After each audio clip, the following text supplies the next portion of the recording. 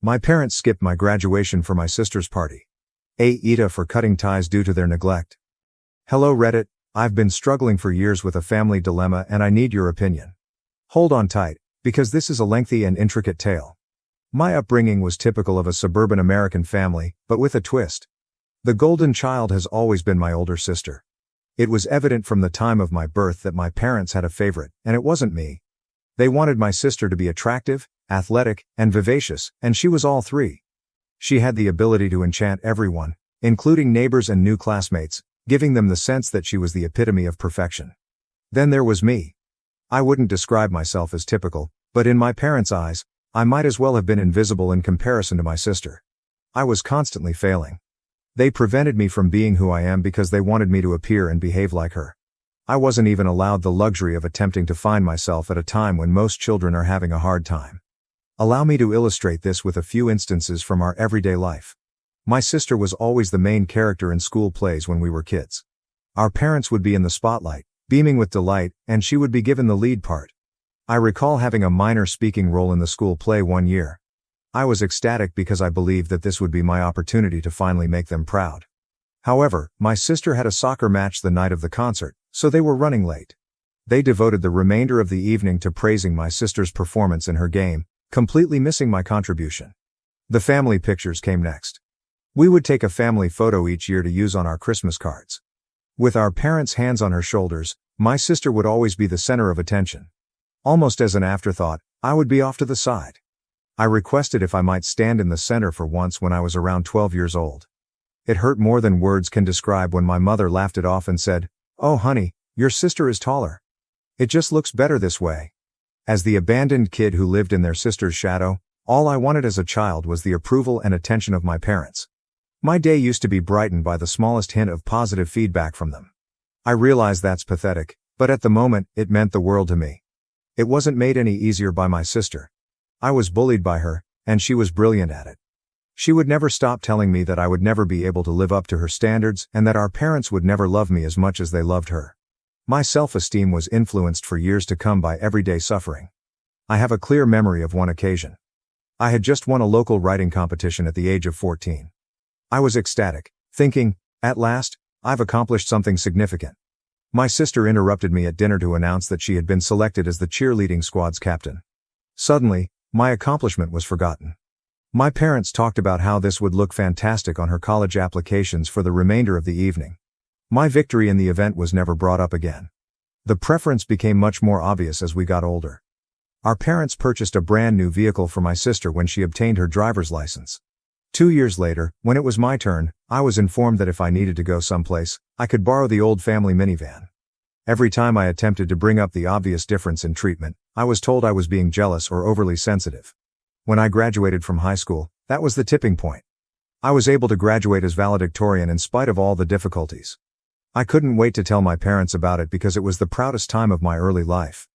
As I delivered my speech, I pictured them grinning with pride, finally recognizing me for who I truly was. However, they failed to appear. It seems like my sister's celebration with her friends at our summer cottage was more significant than their younger daughter's high school graduation. They offered me a number of justifications, claiming that graduating from high school wasn't a huge issue. It meant everything to me. I had worked so hard for this moment, which I believed would finally bring them joy. The seats I had set up for the audience were empty, so I recall standing at the stage and looking around in the hopes of seeing their faces. As I spoke at the ceremony, my voice quivering a little, I understood that anything I accomplished would never be sufficient for them. Something inside of me broke that day. I made a choice that would alter my life's trajectory. I chose the college that was the furthest distant from my house. As far away from Ohio as possible, I applied to West Coast schools. My parents were taken aback when I told them I had decided to attend college after dinner one evening. They had presumed that I would attend the same public school where my sister had gone. "But that's so far away," objected my mother. "How will you manage on your own?" It was the first time I can recall them being concerned about me, although even then, there was some skepticism about my skills. College was enlightening. I was able to be myself for the first time in my life. My favorite subject was English, which I studied despite my parents' disapproval. My studies had been pushed to be practical, as they called it, like law or business. However, I refused to back down. I discovered how to live my life as I desired, ignoring their judgment. I really started to take off in college. I found my own strengths without having to constantly compare myself to my sister. I discovered that I had a knack for journalism after joining the campus newspaper. For the first time, I felt recognized and valued for my own abilities when my professors gave me positive feedback on my work. I also met my future husband while I was a college student. Instead of viewing me as someone's sister or daughter, he viewed me for who I was. We first connected in a literary class for general education. I volunteered to help him with an essay he was having trouble with. We spent hours discussing our lives, aspirations, and anxieties in addition to the assignment. For the first time, I felt like I was being heard. My pals weren't truly friends. Usually, they merely approached me to learn more about my sister. However, I discovered in college the importance of true friendships, love, and all of their facets. It wasn't because of or in spite of my family that I met friends who liked me for who I was. We would encourage one another through the stress of term papers and examinations, go on road trips during breaks, and stay up late studying together. I didn't bother phoning my family once I graduated, as I was surrounded by my friends and my future husband. I was correct when I said that they would come up with another reason to skip it. They failed to show up, claiming that my father was unable to postpone a business trip. However, it didn't hurt as much this time. I was surrounded by members of my chosen family who genuinely cared about my progress. I moved in with my now husband, who had secured a position at a tech firm, after graduating and obtained a job in marketing. All I ever heard from my parents when they called at this time was the news about my sister. I never had the stamina to tell them about my life, and they never bothered to inquire about me. Unless they were making negative comparisons to my sister, it seemed as though I didn't exist. One call stands out in my memory. About 6 months had passed since graduation. For someone just out of college, my promotion to junior manager was rather significant. I was thrilled and hoped that my folks would be pleased. I was excited to tell my mother the news when she called. "Oh, that's nice, dear. Did you hear your sister is expecting? We're going to be grandparents," she replied after a brief silence. My sister's pregnancy took up the remainder of the call. No one ever brought up my promotion again. As the years went by, my career took off. I rose through the ranks of the company, receiving honors and promotions, but my family didn't seem to care. My accomplishments were greeted with disdain, or worse, silence, while my sister's merest accomplishments were hailed as national feasts. I made an effort to stay in touch with my relatives. Yes, I did. I would occasionally fly back for Thanksgiving, send birthday cards, and make phone calls on holidays. However, each visit was identical. My sister and her expanding family would take center stage, and I would be relegated to the background. My parents hardly acknowledged me as they lavished affection on her kids, my niece and nephew. I remember one Thanksgiving in particular. I had taken a leave of absence from an important project at work and flown home. I hoped that things would be different this time. Without the typical drama, perhaps we could enjoy a pleasant family meal. How foolish I was. We talked about my sister's recent home improvement and her kids' academic success the whole evening. My father interrupted me in the middle of telling me about my recent promotion to senior manager to inquire about my sister's Christmas plans. My current spouse and I became engaged a few years later. Later that year, we were to get married. Surprisingly, my family expressed interest in the marriage when I told them. I dared to dream for a second that things could be turning around. However, when they learned that my fiancé came from a typical middle-class family instead of a wealthy one, their curiosity soon gave way to disappointment. They wanted me to marry into a family with great social standing, just like my sister did. "You know, your sister's husband is a surgeon, so there must be some good physicians or attorneys at your company." "But honey," my mother continued, her voice brimming with disappointment, "don't you think you could do better?" Their suggestion left me stunned. They were still unable to accept my decisions and see me for who I was after all these years. The final person to find out about my wedding was my sister, who never held back when voicing her dislike for both my fiancé and me. She always talked to me as if I were the dirt under her feet. However, I was insensitive to her reactions by that point because I had grown accustomed to it. She scoffed when I informed her about my fiancé's work and asked, "A marketing manager? I suppose that's nice. Not everyone can marry a doctor, after all." We proceeded with our wedding arrangements in spite of my family's response. With the assistance of my in-laws and friends, the wedding was organized. The parents I never had were my in-laws. I cried more than once because they loved me unconditionally and treated me like their own. They constantly promised me that they would support me because they were aware of my difficulties with my sister and parents. My future in-laws were kind, encouraging, and truly interested in my life, everything I could have ever hoped for in a parent. They celebrated by taking us out to dinner after I informed them of my promotion. They listened to my worries about the wedding and my family's response without passing judgment and provided consolation and guidance. One of the conversations I had with my future mother-in-law almost made me cry. I hesitated when we were discussing wedding invitations because they were from my family. She asked what was wrong after noticing my anxiety. She dropped the pen she was holding and took my hands in hers after I explained the circumstances. "Sweetheart," she declared, "family is more than blood. It's the people who love and support you, who celebrate your joys and comfort you in your sorrows. We may not have given birth to you, but you are our daughter in every way that matters." I couldn't adequately convey the significance of her words. For the first time, I felt like I belonged somewhere and that people loved and respected me for who I was, not how I compared to other people. Ultimately, my parents weren't happy with the way our wedding was organized. Only our closest friends and family were invited to the tiny, uncomplicated wedding. My fiancé and I both desired a simple wedding that would highlight and symbolize our relationship and love. However, my parents urged me to alter the specifics in order to accommodate a larger gathering with lavish decor. They contended that since I was their daughter, I ought to get married the way my sister did. Their last-minute suggestions irritated me, so I urged them to focus on me for once. "This is my wedding," I firmly informed them. "We want a small, intimate ceremony with the people who truly care about us. If you can't respect that, then maybe you shouldn't come at all." It was so quiet on the other end of the phone. My sister was clearly struggling to come to terms with the fact that my wedding day will be all about me. Every time we met, she made sure to demoralize me by making crude remarks about what a real wedding ought to be like. With a tone full of phony worry, she would ask, "Are you sure you want to do it this way? People might think you can't afford a proper wedding. It's not too late to let mom and dad help, you know." I was experiencing a mixture of trepidation and excitement as the wedding day drew near. The family conflict was clouding what should have been the happiest day of my life, even though I was excited to marry the love of my life. There was a lot of last-minute planning going on the week before the wedding. We were rushing about to finalize the details, check with vendors, and greet visitors from out of town. My phone was eerily silent the entire time. There were no texts from my sister wishing me luck or calls from my parents asking if I needed assistance. The quiet was a fresh source of worry as well as a relief.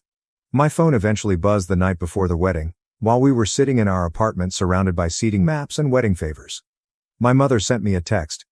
"Your father and I will see you tomorrow. Don't forget to wear the necklace your grandmother left you."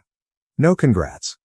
No show of enthusiasm or affection. Just a little reminder that I was already going to wear a family heirloom. That night, I slept with a knot in my gut, wondering what the next day might hold. Would I be accepted for who I am by my family at last? For a single day, might they put aside their criticisms and comparisons and just be pleased for me? Or was I preparing myself for one last heartbreaking letdown? I had no idea that the worst was still to come. I'm at a loss. Reddit. The catastrophe on the wedding day and the events that transpired have caused me to doubt everything. Is it inappropriate of me to want my parents to attend my special day? Are years of neglect causing me to overreact? I want your honest thoughts.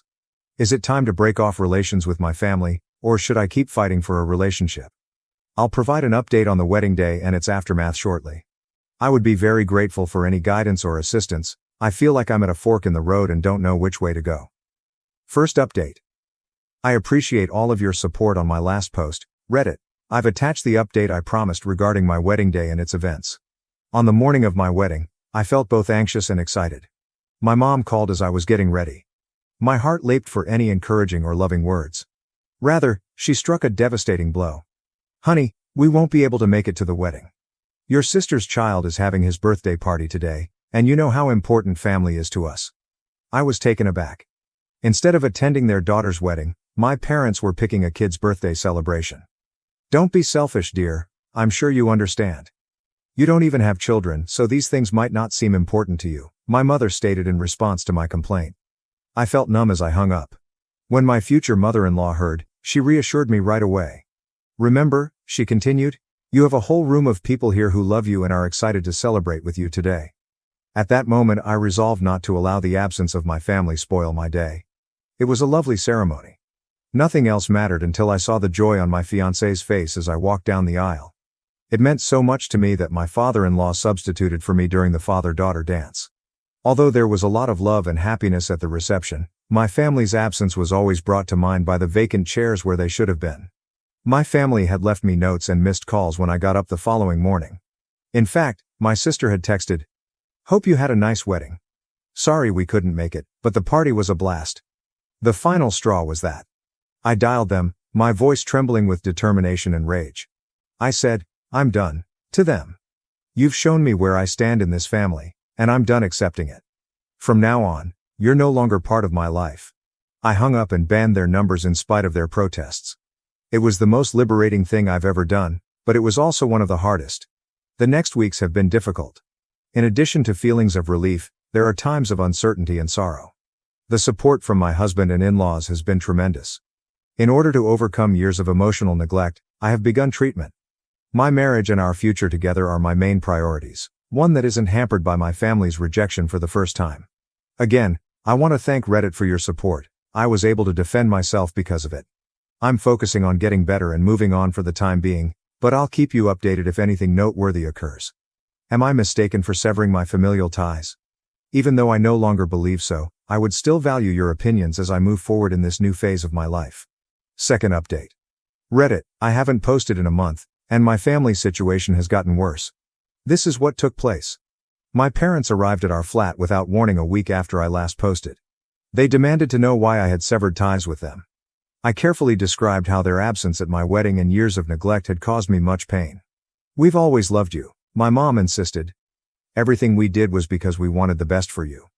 It was unbelievable to me. I explained to them how their partiality had damaged my self-worth and how, as a result of their treatment of me, I had spent years believing I was unworthy. It was not warmly received by them. While my mother wept over me breaking her heart, my father accused me of being ungrateful. Fortunately, my in-laws showed up and requested that my parents vacate. "When you're done with this tantrum, you know where to find us?" my mother added as they departed. I was mistaken to believe that would be the end of it. I came across a social media post from my sister a few weeks later.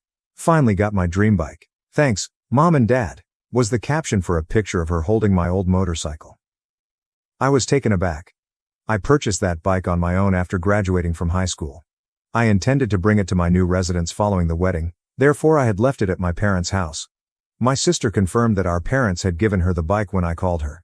My parents dismissed it when I brought it up, claiming that once I was married, I no longer needed it. My father told me, "Don't be selfish. Your sister needs it more than you do." That was the last straw. I threatened to take legal action if they didn't return the bike right away. They said I couldn't sue my parents, laughing. I answered, "Watch me," and hung up. My husband and I talked it over and ultimately agreed to get legal advice. She verified that we had a case. I owned the motorcycle, which I had paid for myself. We have formally demanded in writing that the motorcycle be returned. We're ready to go to court if that doesn't work. I never imagined that I would have to consider taking my own parents to court, yet here we are. Am I going too far by bringing up attorneys, Reddit? Is it right for me to hold my ground, or should I let the motorcycle go for the sake of peace? As soon as my parents respond, I'll provide an update. I would be grateful for any guidance or assistance. All of this feels unreal, and I'm having a hard time figuring it out.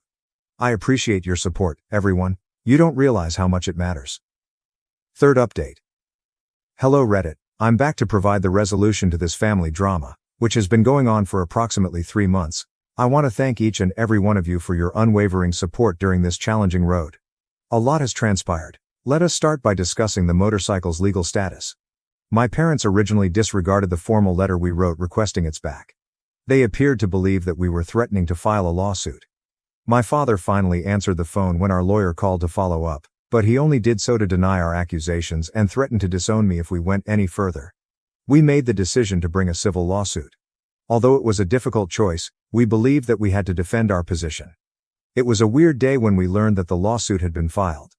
I never thought that my parents and I would be involved in a court case, but here we were. To our astonishment, my parents' attitude drastically altered once they recognized how serious we were. They wanted to talk things out and stay out of court all of a sudden. Their plan to sort things out, though, was to use guilt tripping to get me to dismiss the lawsuit. My father would alternate between being angry and trying to manipulate me by saying things like, "After all we've done for you, this is how you repay us." My mother called and sobbed about how I was destroying the family over a silly bike. I remained steadfast. I clarified that the issue was no longer simply about the motorcycle but also about limits, respect, and realizing that they had no right to give away my belongings. My parents eventually consented to return the motorcycle after realizing they would have to appear in court. Nonetheless, they demanded payment for my sister's gift from them. As long as I regained my property, I was okay with this. It was a stressful day when I went to pick up the motorcycle. Fortunately, my sister wasn't present, but my parents were aloof and unfriendly. My mother tried to guilt me one final time as I was getting ready to depart. "I hope you're happy now," she said. "You've gotten what you wanted, but at what cost?" After giving her a quick glance, I answered, "The cost of my self-respect and the realization that I deserved better treatment from my family." After that, I felt both sad and free as I went out on my bike. I've come to the conclusion that I need to take a total vacation from my family as a result of this event. I haven't made this decision lightly, but I think it's essential for my well-being and mental health. I've been negatively impacted by the years of favoritism toward my sister, the ongoing manipulation of my emotions, and the disdain for my accomplishments and sentiments. I've tried to gain their acceptance for far too long, only to be let down and hurt all the time. I've benefited greatly from my therapist's assistance in processing these emotions. She has taught me that putting my own health first, even if it means separating from toxic family members, is okay. She has also assisted me in identifying the emotional abuse patterns that I have accepted throughout the years. I've formally told my parents that I've decided to sever all contact. I wrote them a letter outlining my justifications and requesting that they honor my request to avoid communication. Their reaction was expected. A mix of fury, guilt-tripping, and attempts to downplay how I felt. However, I was able to ignore it for the first time. I've come to understand that my value is not determined by what they think of me. Naturally, my sister has sided with our parents. I've blocked her on all social media sites to stop her from spreading hateful remarks about ungrateful siblings and the importance of family. The upside is that this experience has strengthened my bonds with my husband and in-laws. They have provided me with constant love and support, making them my rock. In particular, my mother-in-law has been amazing. Whenever I needed a consoling embrace or a sympathetic ear, she was there. With the drama in my family no longer a burden, my husband and I have been concentrating on creating our life together. We've been discussing creating a family, and for the first time, I'm thrilled about the idea without having to worry about constantly being compared to others or living up to unrealistic expectations. I've also been putting a lot of effort into my hobbies and job. Painting has been immensely therapeutic and has helped me rediscover aspects of myself that I had repressed for years. I've always wanted to try painting but never did because my parents didn't think it was a useful skill. We've been hanging out a lot with friends who have grown to be like family. Being around by upbeat, encouraging people has completely changed the way I view the world. In retrospect, I can say that this entire experience has been both transforming and extremely painful. I've learned to prioritize my own well-being, set limits, and advocate for myself. I've come to understand that family is made up of those who love and support you without conditions, not just blood ties. I want to reassure those who may be in similar circumstances, it's acceptable to keep your distance from poisonous family members. Prioritizing your happiness and mental well-being is okay. You should be supported, loved, and respected, and sometimes it means starting your own family. I would want to express my gratitude to this community for all of your help and guidance during this trip. You have no idea how much your encouraging comments have meant to me. They have made me believe in myself and have given me courage in the most trying times. I feel optimistic about the future as I finish this chapter of my life. I'm excited about the life I'm creating, a life full of love, respect, and true happiness. But I'm also sad about the family ties I've lost. Once again, thank you everybody. I'm thankful to know that this community is available in case I ever need assistance, even if I hope I won't have to provide any more updates concerning family drama. My dream wedding becomes a nightmare. Since my fiancé is always siding with his sister, which makes me doubt our relationship as a whole. Roy, 31 million, and I, 30 female, are getting married. We clicked immediately when we first met in college. He is intelligent, endearing, attractive, and helpful. After falling in love, we worked together to plan every aspect of our future, including retirement, vacations, a college fund for our children, where to live, and how many children to have. I adore him. He is both my best friend and my soulmate. Every time I accomplished something, he would tell me he was proud of me. He really encourages me to pursue my goals and aspirations. He would encourage me to pursue endeavors I was apprehensive about by assuring me of my abilities and skills. Every time I got ready to go out, he would tell me how fortunate he was to have me as his girlfriend and give me a compliment.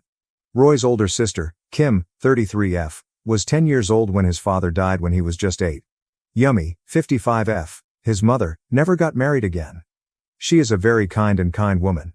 Kim rarely came and lived in a distant location for work, so I never really got to know her. At my nation, we got engaged at an engagement ceremony 8 months ago. The bride and groom typically exchange vows in front of close family members and friends. Kim returned to our city shortly after and got a job here. Things became tricky at that point. Here, it's common for the bride's parents to cover the wedding expenses. My dad instructed me to arrange the wedding according to Roy's and my preferences after hiring a wedding planner. My future mother-in-law didn't become involved in the planning process at first, but Kim followed us wherever we went, including to the caterers, the florist, and the wedding planner's office. Roy and I were the only people I wanted. I expressed my displeasure to him that Kim was making something that ought to have been exclusively for us into a third-wheel scenario. He advised me to be more hospitable as Kim merely wanted to attend her brother's wedding. If she hadn't spoken up and hadn't offered her valuable feedback, I would have accepted it. She would ask, "Pastel?" as I selected flowers. "Select a new color scheme." The planner would argue, "That won't give a proper view to the guests on the far left," if I proposed a chair configuration. Since coconut pudding was my all-time favorite dessert as a child, I wanted to serve it to my guests at my wedding. "But you know what? Not coconut, please. I have allergies," Kim remarked. Roy's constant support of her was the thing that annoyed me the most. He refused to argue or even make concessions when it came to my decision versus hers. He would simply state, "As long as you are my bride, it doesn't matter what flowers we have. Babe, let it go. It's not very important. The fact that we are getting married and beginning a new life together is all that matters." "It's not just about you," he said, warning me not to be self-centered when the coconut pudding issue arose. "It concerns us both as well as our families. We cannot deny Kim food during the wedding because she is family." I was getting extremely frustrated at this point. We seemed to be organizing Kim's wedding rather than mine. When we were searching for wedding dresses, or more accurately, traditional attire for our ceremony, it was the last straw. I adored the gorgeous green outfit my mom chose for me. Naturally, though, Kim had to stick her nose in. "Green isn't your color," she said. Roy agreed with her, saying, "Try something else." After trying on several gowns, I ultimately selected a rose gold one that I liked, though not as much as the green one. When it was time for Kim to go shopping, she chose the exact same green dress and made the purchase. I went crazy. I left since I didn't want to cause a scene there. Roy and I got into a heated argument when we arrived home. "Green doesn't go well with your skin tone," he informed me. "Kim looks better in it."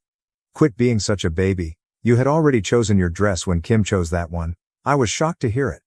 I became aware that Roy consistently sided with Kim and never with me for the first time since we began organizing our wedding. The fact that the man I was staring at was the same one I fell in love with astounded me. Because Roy and Kim lost their father at a young age, they had a close relationship. He took her side when it came to our wedding and our vision, even though they were each other's best friends and support system as children. Roy would boast about his sister to anybody he could, even if they were admiring me, when we were dating in college. It was frustrating, but it wasn't a major thing, and I let it go since I knew he was very close to her. For example, if someone said that the coffee I prepared tasted good, he would remark, "If you think this is delicious, you must try the coffee my sister makes." However, since it's our wedding and not Kim's, I can't let it go this time. I screamed at him that if this wedding is taking place, it's either going to happen the way we both imagined it would or it won't. Roy became enraged and shouted back that I was only envious of his sister and would never be able to match her. Even though Kim had been nothing but courteous to me, he claimed that I was a bitter person for harboring resentment toward her. "She was just trying to help," he said. "I have no ill will toward Kim. All I want is the wedding of my dreams." I began to doubt everything. Imagine having a child, but naming them Tammy because Kim likes the name. Since Kim enjoys orange, picture your house painted that shade. It's 2 against 1 in your relationship. Can you predict which side you will always support? Do you truly want to follow Kim's wishes for the rest of your life? Roy will not change, so don't be so foolish as to believe that he would. Now put an end to the planning. Tell your dad that nothing will cost him a cent. Before your dad has to pay for something you could later regret, save him some cash. I can now see how bleak my future will be if I choose to wed this man. I really want to call my mother and cry.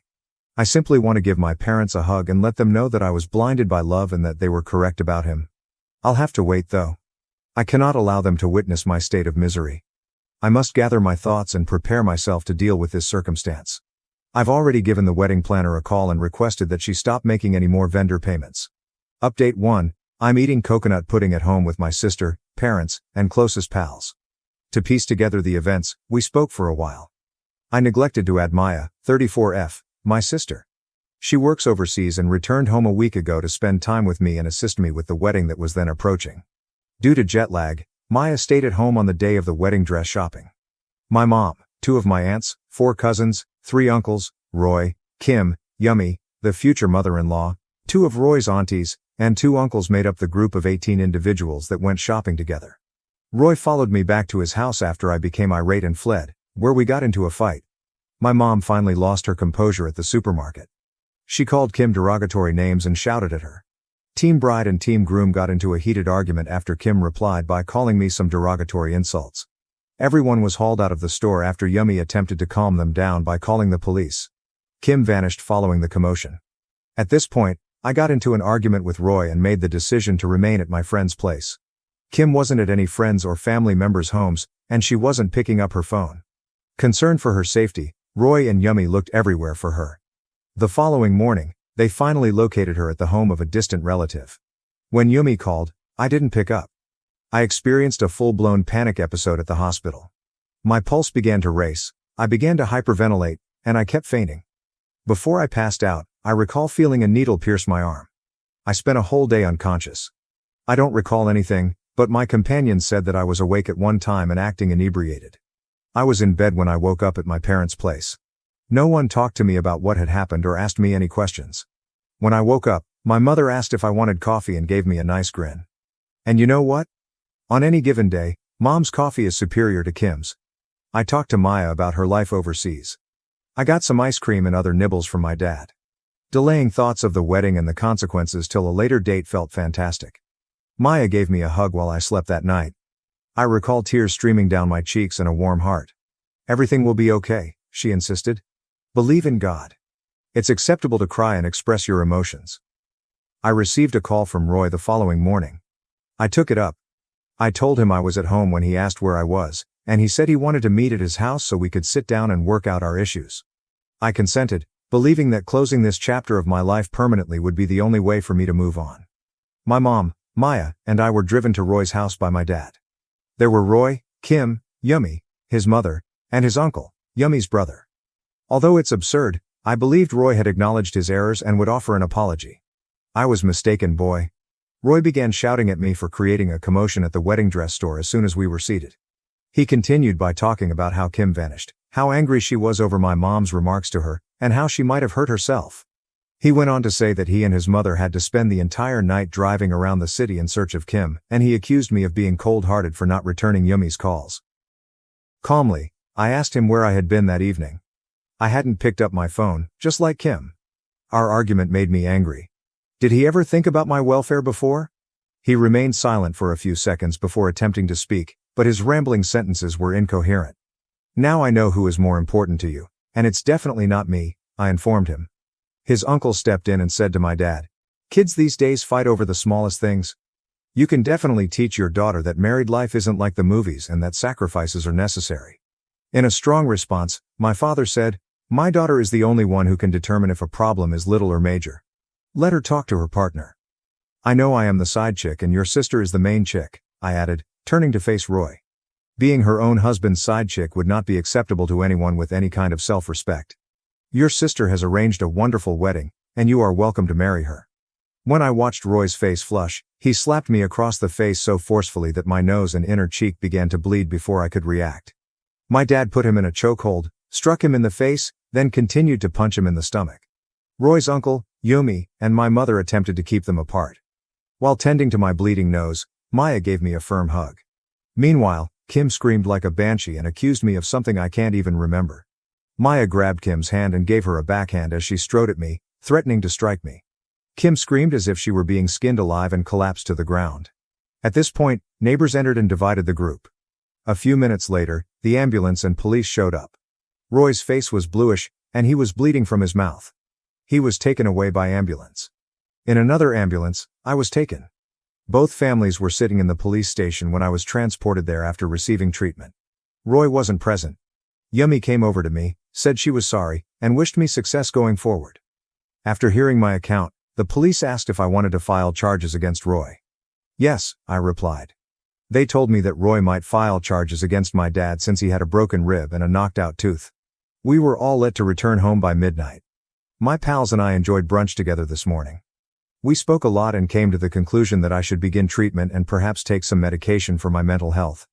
While my dad continued to make cheesy jokes, we ordered pizza for lunch. My best pals Maya, Mom, and I later began reading my post's comments. The responses, particularly the ones in which I said I wanted to call Mom and cry, really moved her. She assured me that I don't have to put up a brave front while I'm in pain on the inside and that I should never be afraid to show my vulnerability around them. She expressed her wish that I had gotten in touch with her earlier. I want to express my gratitude to each and every one of you for taking the time to leave a comment and express care for a total stranger. I wouldn't have recognized the problems as clearly if it weren't for individuals like you. Even if I had forgiven Roy, I might have had a horrible marriage. I sincerely appreciate you all. You have helped me to believe in people again. You're entirely correct, everyone who stated, I need to grow a spine. But I would like to express my viewpoint. Despite the fact that I have a master's degree and my parents never taught me this, girls in my country are frequently taught from an early age that those who maintain families are good girls, and those who destroy them are bad girls. I wouldn't confront Kim because I didn't want to start a fight because that's what bad girls do. I'm hoping treatment will help me change this way of thinking. In addition to the loss of the relationship in the past, I'm still in mourning for the lovely future I had imagined. I am mourning the death of my life's love, who in retrospect never really existed. I feel lighter today, but I know it will take time for me to recover. My parents are ecstatic, but they keep their joy from me since they know I'm still in pain. Since the fallout, they appear to have aged backward. Roy has been released from the medical facility. I wish him and his sister a lifetime of happiness. I'm thrilled to have discovered who genuinely loves me, and you have all demonstrated to me how supportive my family is. I've never made a better choice than to dump Roy. I no longer feel the claustrophobia I did after Kim moved back, thanks to Kim and Roy ruining my happiness. This demonstrates that it was the proper choice to leave him. I quietly left after discovering my wife's affair after 3.5 years of marriage. A year later, my ghosted ex-wife tracked me down. After hearing of my wife's adultery, I moved to the hills.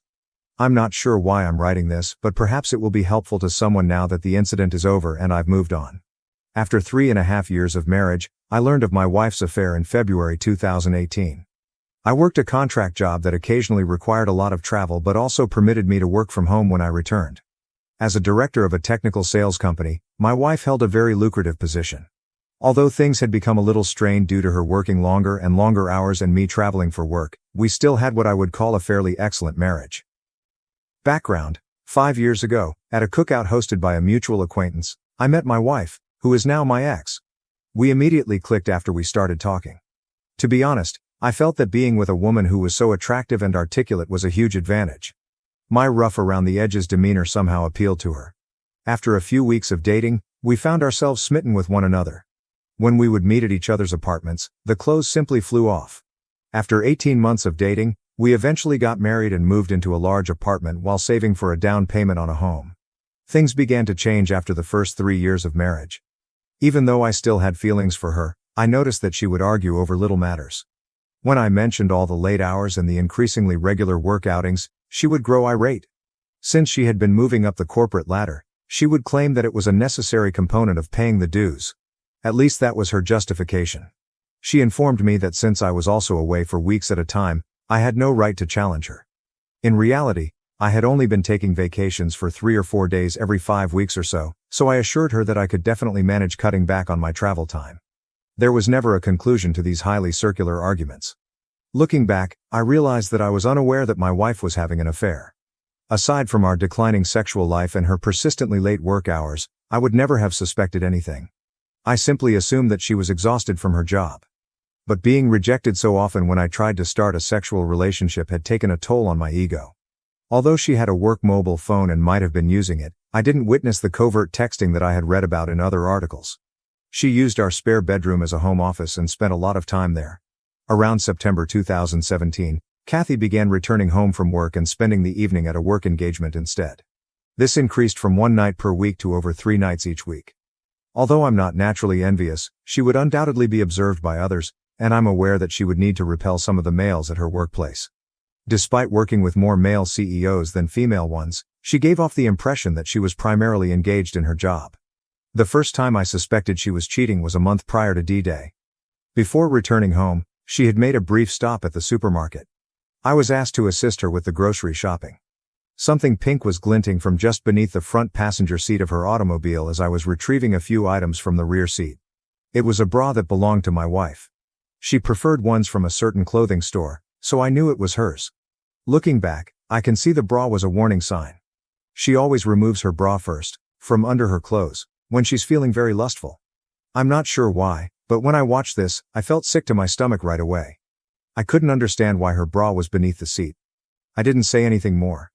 My heart must have been pounding so hard that I nearly passed out, because when I brought the bags back to the kitchen, Kathy asked me how I was feeling and said that I appeared to have seen a ghost. I simply ignored her remark. It took everything I had to conceal my emotions, but I did my best not to appear upset or deceived. I made the decision to try to find out whether or not she was seeing someone that night and the following day. I began to consider all the hints I could have overlooked. Other than the bra, I had no evidence. She works in an office building downtown, and we live in a reasonably big city. I made the decision to temporarily put the affair idea out of my mind and consider giving her more of my attention. I prepared a delicious meal and arranged the dining table with elegant plates, silverware, and candles one Friday after work. I purchased an arrangement of flowers and a lovely bottle of wine. I pointed out the dinner and everything I had made when she arrived as usual, breezing in after work. She apologized and said she was sorry, but she had to go to a neighborhood hangout to meet up with her coworkers. She mentioned that she needed to take a shower first but that she could have a small snack with me before she left. I guess I went utterly silent because my insides flipped on me. I won't explain the type of anger I was experiencing at the time, but I had had enough. I took my work cell phone and threw it in her back seat while she was taking a shower. I had been considering this as a means of using my own phone to find her. I walked into the kitchen after that and threw the food and flowers in the garbage. After taking a shower, she got ready and looked stunning as always. "All right, let's eat," she said. "Never mind, go out with your friends," I urged her. She asked me if I was angry after giving me a weird look.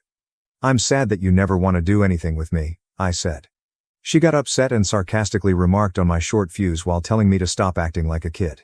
I muttered, "Foolish me," as I stood there allowing everything to settle in. For once, I felt we should spend the evening together. She simply gave me a sly smile and stormed off. I pulled out my second phone and began following my work phone when she departed. About 20 minutes away, at the bar she often visits with her coworkers, I caught her stopping. I made the decision to go find her automobile. Indeed, it was in the parking lot of the bar. I waited to see if I could see her in my car across the street. I felt completely different, like a stalker, but I told myself that I had to calm my fear of her whereabouts. I observed her leaving the bar with a man about an hour after I got there. He had the appearance of an executive from her company. He took hold of her, drew her near, and planted a kiss on her lips. My body was totally numb, and my stomach started to clench up. They went to a different vehicle and climbed in together. When their automobile pulled out, I tried to keep up with them. You guessed it, they drove to a hotel 10 minutes away. As I stopped on the street beside the hotel, I saw them exit, holding hands, and enter. I'd seen enough. I felt foolish. I began pounding the steering wheel with my fist. That was it? Something went totally blank inside of me. I'm not sure if I had an out-of-body experience or blacked out, but as I got better, I felt like I wanted a drink. At this point, my life started on a path I never would have imagined. I simply began to drive out of town, replaying all that I had just seen. I was crying out of anger, as much as I hate to admit it. I located a pleasant little tavern on the outskirts of town, some 30 miles away, and stopped in. I ordered a drink while seated at the bar. The bartender, a lady, said that I looked like someone had taken the wind out of my sails, so I guess I looked like death warmed over. I answered, half smiling. "You could say that." A man sat down beside me and struck up a discussion.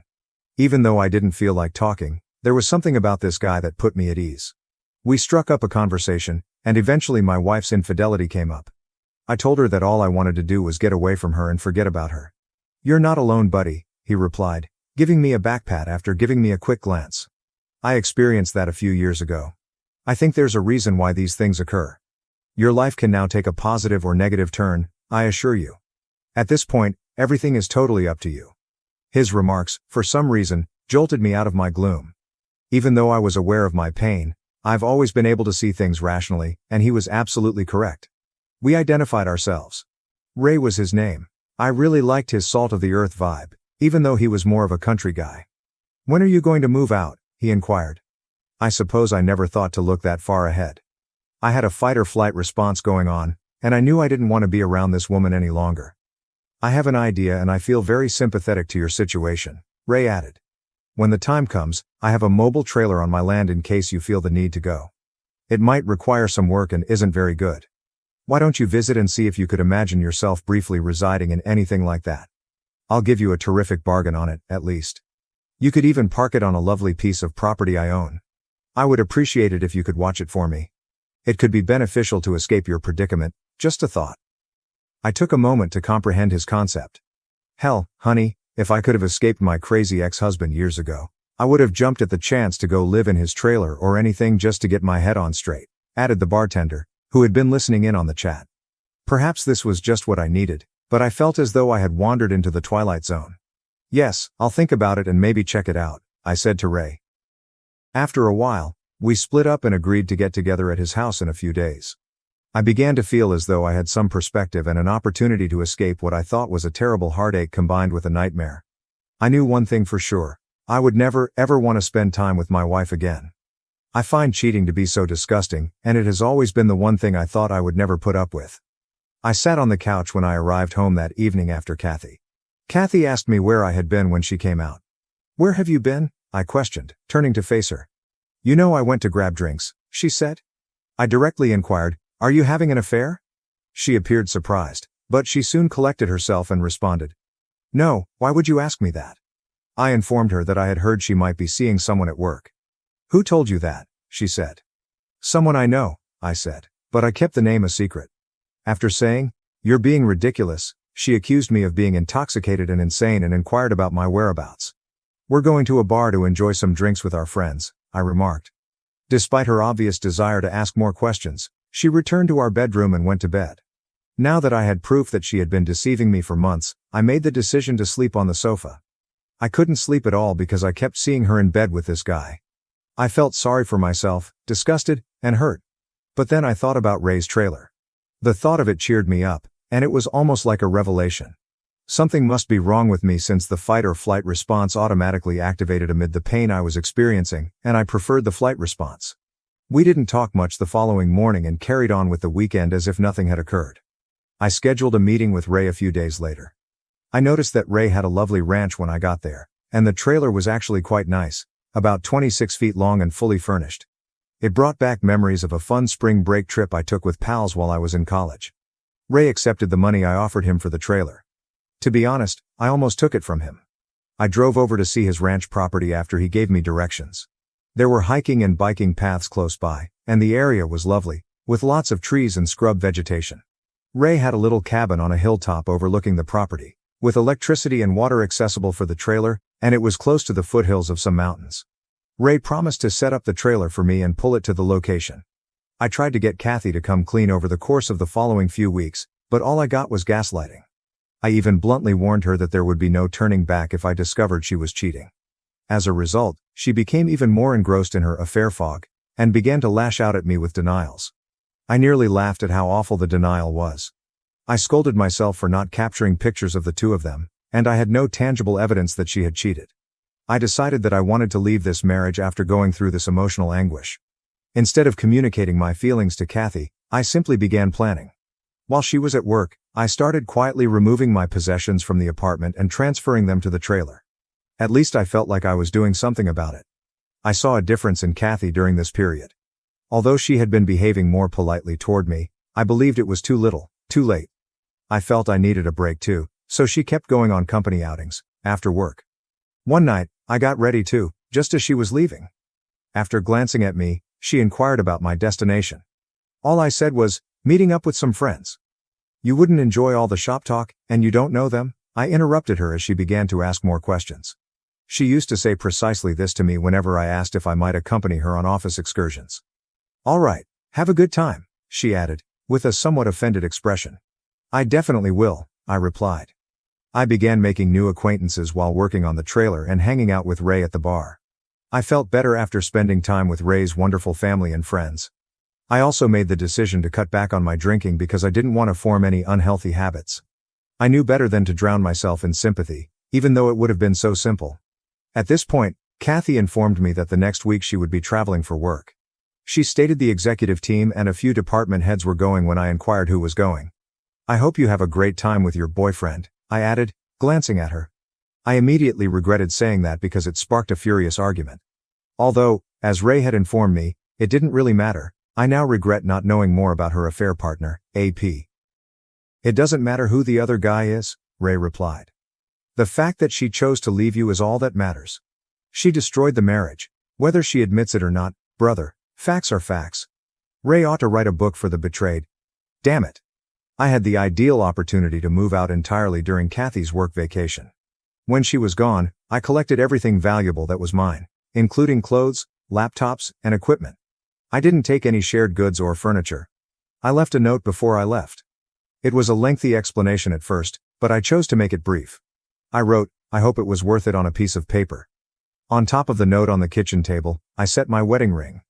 I felt like a great weight had been lifted as I left. I was liberated. The hurt would take time to heal, and there would be baggage to cope with, but I had started. I needed time to myself and to swiftly and quietly get rid of her. The fact that I hadn't challenged her or coerced a confession didn't make me proud. I hadn't screamed or shouted. She didn't deserve it, in my opinion.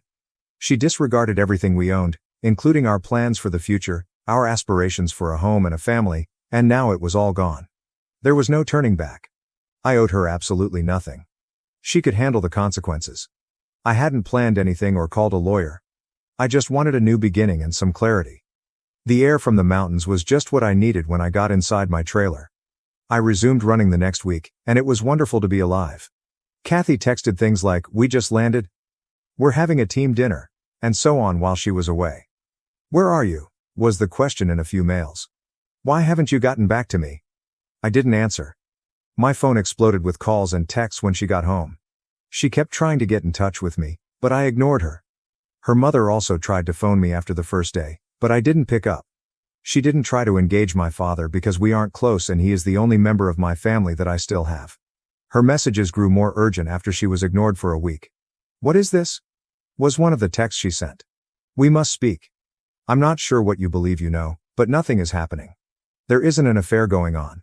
She finally texted me after a week of not answering, saying, "I'm sorry things got out of hand.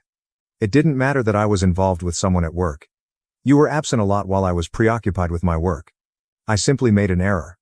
I intended to terminate it." An error? I had been waiting for this confession all along, yet somehow it only made me detest her more. Why was she unable to be truthful? I didn't have any dreams about a future with this woman. Errors don't persist for 6, 8, or a year. Her pleas for me to return and work on the marriage eventually grew pitiful. I refused to respond to her even after she stopped bothering me for a few weeks. I didn't want her to learn where I lived or to snoop around in my life. I didn't want my haven to be destroyed by this woman. She then began sending nasty texts like, "You're a coward one day. You refuse to speak to me. You have no regard for us. Come home, please, so we can discuss. You're where? I am able to visit you. Paul, please let's chat and make things right." Damn it. Although I don't recall all of the texts, they all appeared to be excuses with minimal genuine regret. In one ear, I let them go, and in the other out. After a while, I switched my mobile number. Update, June 2018. I received an email from Kathy informing me that she had hired a lawyer and was going to file for divorce. I just said, "Okay, that sounds good." This led to a barrage of emails requesting that I visit her and other things. She wrote that she would stop bothering me if I consented to an uncontested divorce after realizing this wouldn't work. After I consented, I was genuinely free a few months later. After I moved out of our apartment, I never had to see her again. She seemed to care more about that than I did, even though neither of us had any closure. I would occasionally think of her for a few months, and yes, the grief would suddenly come to me, like when I heard a song we used to enjoy. After a while though, I simply stopped thinking about her. Update 2. Now that I'm officially divorced, things are going great. In actuality, I got to know a wonderful girl. Just down the hill from my house, I was running on the trail. We clicked when I helped her replace a flat tire. Despite being a few years younger than me, she is fantastic and quite adorable. She refers to me as her mountain man, and adores my way of life. Although I'm not in a rush to commit, I also don't intend to give up on women entirely. I have no intention of moving out of the trailer anytime soon. I enjoy being outside and have simplified my life. It made everything easier for me, including the grief and my ex-wife. I am aware that everyone responds to these situations in a unique way. I was fortunate to be in my 3rd year of marriage and not yet a parent. I believe I acted in my own best interests. You don't have to spend your entire life with someone who cheats. If you experience something similar, try not to think about it too much. Continue living your life. As you improve yourself, it will get better. I hope everyone has the finest possible life. I've revised this roughly 5 times to make it readable, and I just wanted to give you an update on my ex-wife's condition. I was worried that my ex-wife was attempting to find me, as I indicated in my earlier post. I left our previous residence, which was around 2 hours away. I ran into her last weekend at a coffee shop I often visit in the town close to my home. It didn't seem like a coincidence to me. Fortunately, I managed to get away before she noticed me. 3rd update, I went into town this past weekend to get groceries and made a stop at my normal coffee establishment. I was utilizing their free internet to work on some paperwork for work. I finished and walked out of the coffee shop. I was on my way to my pickup when I heard someone shout, "Paul!" When I turned to look across the street, I saw Kathy. I was being waved at by my ex-wife. Finally, Armageddon had arrived. She hurried across the street toward me, and I stood there in disbelief. As though anticipating an embrace, she walked over and extended her hand. I stopped her in her tracks by instinctively holding out my arms with my palms up. She appeared to be in severe pain. Then she added, "I've been searching for you, Paul. I've wanted to see you since I heard you moved here. Can we have a conversation?" Guys, I felt like an animal confined in a cage. Yes, I did. "All right, let's find a table or something and we can talk for a minute." I finally gave in. When she asked if we could come to my house, I firmly refused. At the end of the street, she trailed me down to a bench outside a small store. She began by remarking on how much I had changed and how much she liked my new appearance, beard, and level of fitness. She raved about how much my body had changed. Wearing a tank top, small white shorts, and her hair in a ponytail, just like I used to enjoy, she was really putting on the charm. I had my radar set high. She was clearly attempting to activate the sex appeal. I needed to control myself so I could see where this was headed. She began by saying she was sorry about the affair. She claimed that after I left, karma had severely impacted her. When her employer learned of the affair, the situation became so tense that she eventually resigned. Her affair partner AP, who at the time was engaged, received criticism and was transferred to a different department within the organization. She replied by telling his fiancé the truth after he blamed her for everything, which caused them to split up. This is when she bowed her head and began to weep. I didn't say anything, I just sat there and looked around. She stood up straight and looked at me for a while. "What do you want from me?" I asked. She assured me that she had no intention of having an affair. She stated that the company's politics and positioning drew her in, and that her AP used his charm and influence to corrupt her. She acknowledged that she felt she was taking advantage of him as much as he was taking advantage of her. After I accused her of cheating, she stated that she intended to come clean. She drank after work to ease the guilt she felt at the moment because she loathed herself. She claimed that she felt so stupid, so alone, and as like her heart had burst with loss immediately after I departed. She ended her relationship with her AP right away. She believed she had to find me to see if there was any chance of reconciliation because I refused to speak with her or get in touch with her. She desired a fresh start.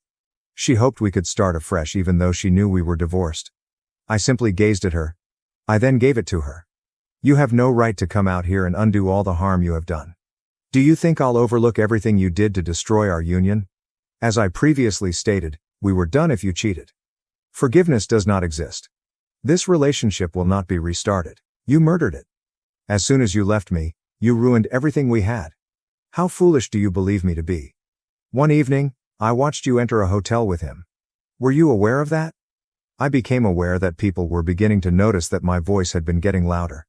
She grabbed my arm and started crying. After letting her sob on my shoulder for a while, I pushed her away. "I deserve all this," she replied, glancing up at me. "I am certain that I do. If nothing else, would you allow me to take you out to dinner? I'd rather not go. I would like to speak further. I want to make sure that we are transparent about everything. You need to spend more time with me than you have in the past. Paul, please. I love you so much, even though I know you might not want to hear it. Before you left me, I had no idea how much I loved you. You broke me as much as I broke you. I'm unable to forgive myself, and I don't want to do so till the day I pass away. She began to sob uncontrollably and hyperventilate. I lifted her up and gave her a hug. It seemed like my only option for soothing her. I knew then that I had shattered her heart as severely as she had shattered mine. Walking, we found a peaceful spot to carry on our conversation.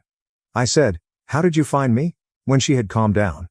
"Have you engaged a private investigator?" After giving it some thought, she responded no with a small giggle. She clarified that she asked how things were going when she ran into Stacy a few weeks prior. Stacy didn't mention that she had noticed me. Kathy forced her to reveal all the information. I had warned Stacy not to tell her, so she was reluctant, but Kathy persisted. Stacy finally gave in, but all she knew was that I lived somewhere close by and was in town.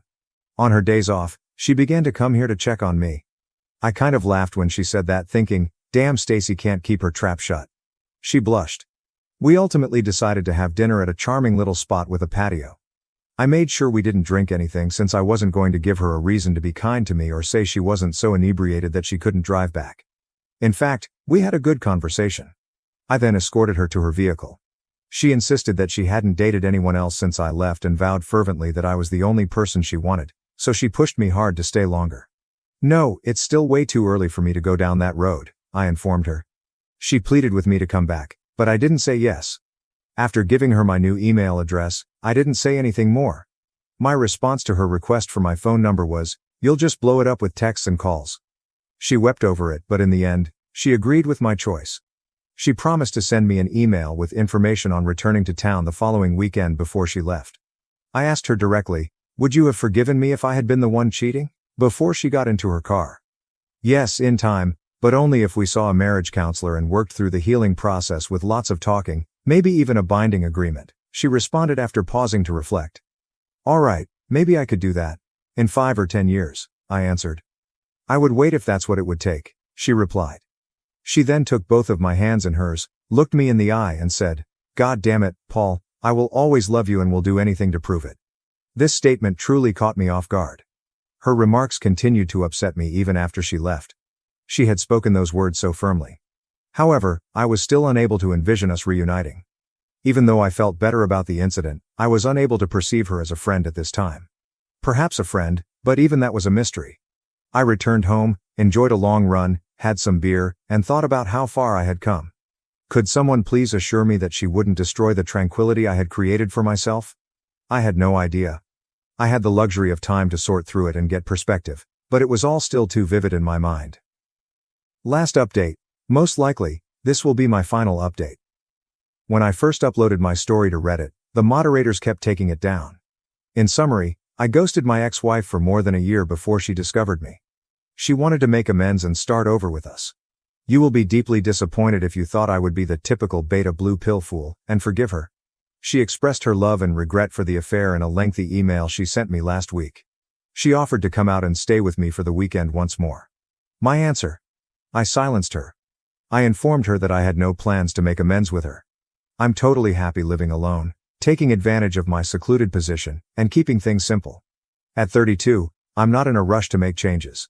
I have my own self-determination plan and have enjoyed the company of a few women and friends. I made it clear in my email response that I had no intention of reconciling and declined to provide her with my phone number. I no longer know or trust you because you made your bed. I hope the best for you, and perhaps we might become friends in the future, but not right now. She was annoyed by my evasiveness and responded in a telling way. She acknowledged that she had taken a job offer from a different state. Her true goal had been for me to accompany her, believing that my remote work would make the move simple. She wished we could start over somewhere new.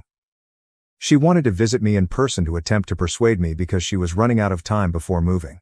Luckily for me, her time was up because I had a week of business travel scheduled. I'm grateful. I will no longer have her in my life. She will soon recognize that her time with me is over, but I anticipate receiving a few more emails.